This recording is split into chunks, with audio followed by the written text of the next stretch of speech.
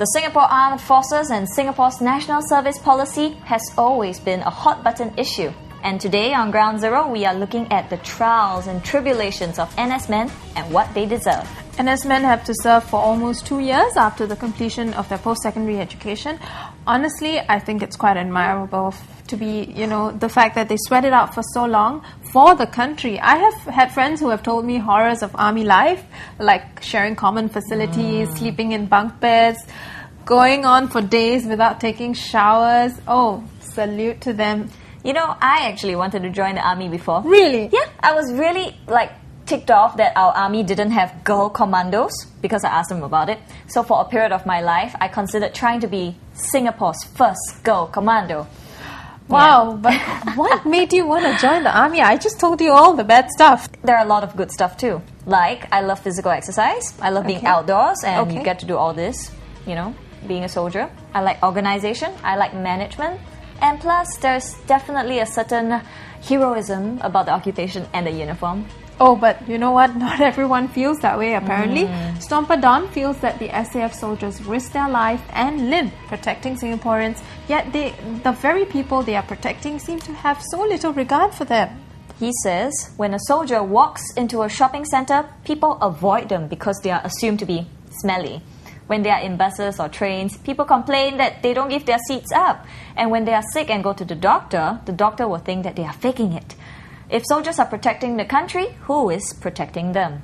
Stomper, my daddy thinks that soldiers need to man up and stop whining. He says this shows that our soldiers are oversensitive nowadays. Their training is extremely slack. That is why they got so much time to surf Stomp. As the soldiers, they shouldn't be complaining. Nowadays, our SAF training is just like primary school PE lessons. How can such training risk soldiers' lives? Primary school PE lessons. Okay. I think it's slightly more than that, probably. Yes. But yeah, I heard it's become much easier over the years. All right.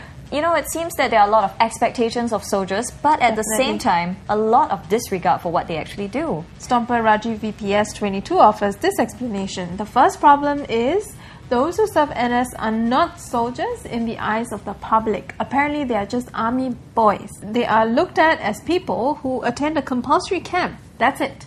If that is the mentality, why advertise that being in army is a proud thing? And why should we be selling the idea of an army? Maybe we could change the mentality of the people, then there wouldn't be a need for these ads.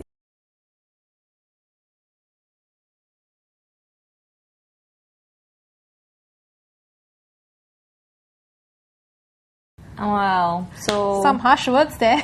Yeah.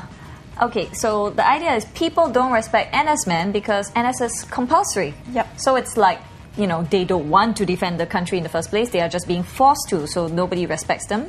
Well, that seems to be the Stomper's point, but Stomperdon retorts by saying, you know why guys in Singapore want to avoid NS? Not because of the tough time, but because no one appreciates the hard work, and after the ORD, they're already 2 years behind those who have not served the army. Stomperdon is not trying to say that we cannot sacrifice for the country, but at least appreciate that we are serving the country and not thinking that we are smelly or whatsoever. Not only for NS, we should also appreciate other people who do that for us. It's just simple. Yeah. Perhaps the soldiers should take Stomper Blind Kiwi's suggestion. No doubt they are protecting Singapore, but a good dose of body spray would be good too. Very cheeky there. So yes. It's a give and take, right? Basically, that's what the whole discussion is about. People need to understand that they don't know what it takes to be a soldier, so they should show some tolerance. And on that note, we turn our attention to some drunk men who have been lying around on the streets lately. Find out why in the next clip.